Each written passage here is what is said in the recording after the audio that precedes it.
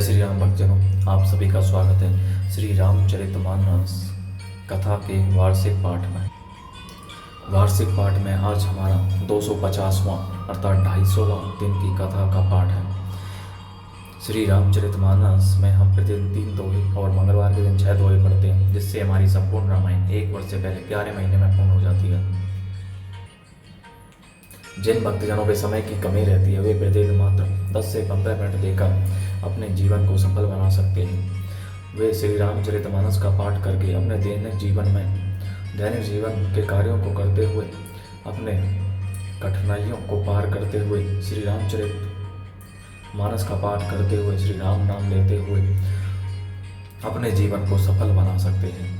श्री रामचरितमानस श्री तुलसीदास जी द्वारा रचित हिंदी आम बोलचाल की भाषा में लिखा हुआ ग्रंथ है, इसलिए इसे जनमानस का ग्रंथ भी कहा जाता है, क्योंकि इसे कोई भी व्यक्ति पढ़ सकता है जिस पर हिंदी पढ़नी आती हो। इसको पाठ करने के लिए संस्कृत का ज्ञान होना आवश्यक नहीं है, क्योंकि बहुत से व्यक्ति हमारे धार्मिक ग्रंथों का केवल इसलिए पाठ नहीं करते कि वे संस्कृत में लिखे हुए हैं, परंतु श्री रामचरितमानस का पाठ कोई भी कर सकता है। श्री रामचरितमानस श्री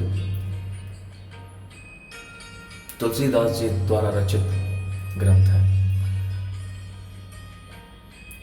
श्री रामचरितमानस का पाठ करने से पूर्व हम शिव शंकर भोलेनाथ व पार्वती माता को प्रणाम व आह्वान करते हैं कि वे भी हमारी श्री रामचरितमानस में सम्मिलित हों, जिन्होंने सर्वप्रथम श्री राम नाम रूपी कथा इस संसार जगत को प्रदान की।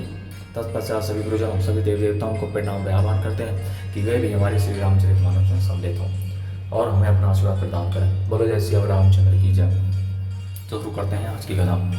गयो सभा दरबार तब सुमेरी राम पद कंज सिंह ठविनी इत उत चितव धीर वीर बल पुंज मंगल भवने मंगलहारी द्रवौ दशरथ अजर बिहारी। श्री राम जी के चरण कमलों का सिमरन करके अंगद रावण की सभा के द्वार पर गए और वे धीर वीर और बल की राशि अंगद सिंह की सी एंड शाम से इधर उधर देखने लगे। तुरंत निशाचर एक पठावा समाचार रावण ही जनावा। सुनते भी हंसी बोला दस सीसा आने हूँ बोली कहाँ कर कीसा। तुरंत ही उन्होंने एक राक्षस को भेजा और रावण को अपने आने का समाचार सूचित किया। सुनते ही रावण हंसकर बोला, बुला लाओ देखें कहाँ का बंदर है। आए सुपाई दूत बहुधाए कपि कुंज रही बोली ले आए। अंगद दीक दसानन बैसे सहित प्राण कंजल गिरी जैसे। आज्ञा पाकर बहुत से दूत दौड़े और वानरों में हाथी के समान अंगद को बुला लाए। अंगद ने रावण को ऐसे बैठे हुए देखा जैसे कोई प्राण युक्त सजीव काजल का पहाड़ हो। भुजा बेटप सिर श्रृंग समाना रोमावली लता जनुनाना।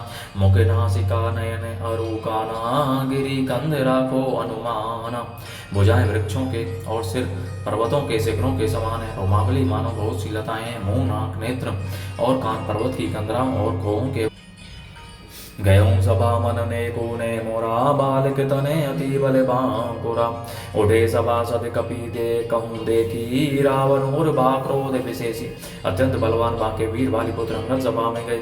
वे मन में जरा भी नहीं जिसके अंगद को देखते ही सब सभासद उठ खड़े हुए। यह देखकर रावण के हृदय में बड़ा क्रोध हुआ। जथा मत गज जोध महु पंचानन चली जाई। राम प्रताप सुमेरी मन बैठ सभा सिरुनाई। मंगल भवनी मंगलहारी द्रवौ दशरथ अजर बिहारी। जैसे मत वाले हाथियों के झुंड में सिंह निशंक होकर चला जाता है, वैसे ही श्री राम जी के प्रताप का हृदय में सिमरन करके वे निर्भय सभा में सरी सिर नवाकर बैठ गए। कह दस कंठ कवन ते बंदर में रघुवीर दूत दस कंदर। मम जनक ही दो ही रही मिताई तब हित कारण आयो भाई। रावण ने कहा, रे बंदर तू कौन है? अंगद ने कहा, हे तस्करीब मैं श्री रघुवीर का दूत हूँ। मेरे पिता से और तुमसे मित्रता थी, इसलिए हे भाई मैं तुम्हारी भलाई के लिए ही आया हूँ। उत्तम कुल पुलस्ती करे नाती शिव बिरंची पूजे बहु भांति। बर पायोगी ने सब काजा जीते हूँ लोकपाल सब राजा। तुम्हारा उत्तम कुल है, पुलस्त ऋषि के तुम पौत्र हो, शिव जी की और ब्रह्मा की तुमने बहुत प्रकार से पूजा की है, उनसे वर पाए हैं और सब काम सिद्ध किए हैं। लोकपालों और सब राजाओं को तुमने जीत लिया है। निर्भय अभिमान मोह वस किंबा, हरि आने हो सीता जगदम्बा। अब शुभ कहा सुने हूँ तुम्हें मोरा, सब अपराध क्षमी प्रभु तोरा। राजमत से या मोह वश तुम जगत जननी सीता जी को हर लाए हो। अब तुम मेरे शुभ वचन, मेरी हित भरी सलाह सुनो। उसके अनुसार चलने से प्रभु श्री राम जी तुम्हारे सब अपराध क्षमा कर देंगे। दसन गए उतरन कंठ कुठारी, परिजन रह सहित संग निज नारी। सादर जनक सुता करी आगे, एही विधि चले हो सकल भय त्यागे। दांतों में तिनका दबाओ, गले में कुल्हाड़ी डालो और कुटुंबियों सहित अपनी स्त्रियों को साथ लेकर आदरपूर्वक जानकी जी को आगे करके इस प्रकार सब भय छोड़कर चलो। विनत पाल रघुवंश मणि, त्राहि त्राहि अब मोहि। आरत गिरा सुनत प्रभु अभय, करे गो तोहि। मंगल भवनीय मंगलहारी, द्रवो सदसरत अजरे बिहारी। और हे शरणागत के पालन करने वाले रघुवंश मणि श्री राम जी, मेरी रक्षा कीजिए, रक्षा कीजिए। इस प्रकार आर्त प्रार्थना करो। आर्त पुकार सुनते ही प्रभु तुमको निर्भय कर देंगे। रे कपि बहुत बोलो संभारी, मूड न जाने ही मोहि सुरारी। कहो निज नाम जनक कर भाई, के ही नाते मानिए मिताई।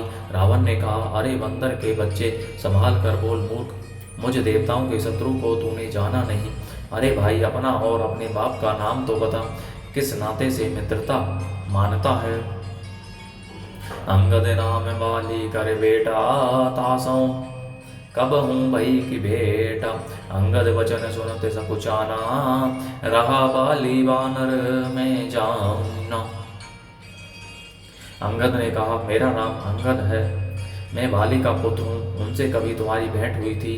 अंगद का वचन सुनते ही रावण कुछ सकुचा गया और बोला, हाँ मैं जान गया, मुझे याद आ गया, बाली नाम का एक बंदर था।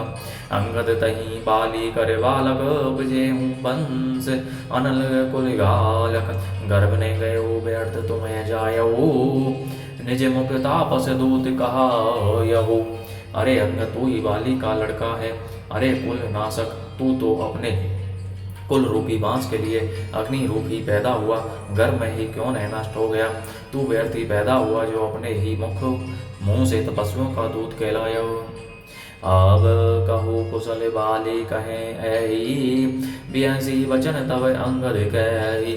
दिन 10 गए बाली बही जाई, बूझे वो कुशल सखा उरलाई।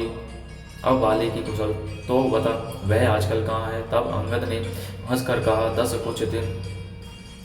कुछ दिन बीतने पर स्वयं ही बाली के पास जाकर अपने मित्र को हृदय से लगाकर उसी से कुशल पूछ लेना। राम विरोध कुशल जसी होई, सो सब तो ही सुनाई सोई। सुनु सट वेद होई मन ताके, श्री रघुवीर हृदय नहीं जाके। श्री राम जी से विरोध करने पर जैसी कुशल होती है, वह सब तुमको वे सुनावेंगे। रे मूर्ख, सुन, भेद उसी के मन में पड़ सकता है, भेद नीति उसी पर अपना प्रभाव डाल सकती है जिसके हृदय में श्री रघुवीर ने हो। हम कुल घालक सत्य तुम्हें कुल पालक 10 शीस, अंधौ बदर ने अस कई नयन कान।